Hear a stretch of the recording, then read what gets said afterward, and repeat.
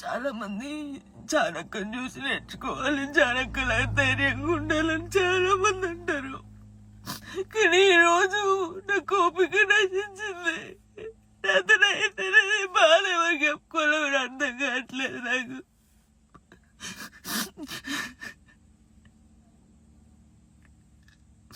అసలు నా వల్ల మీకు ఏమైనా హాని జరిగిందా, ఏమైనా నష్టం వచ్చిందా? జానులే నా కొంచెం మంచి కూడా ఉంది కదా, మంచి పెట్టచ్చు కదా.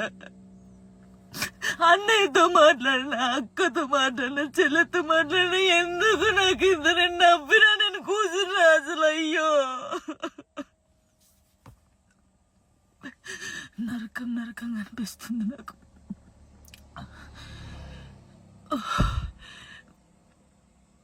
తప్పు, మీరు చేసేది చాలా తప్పు.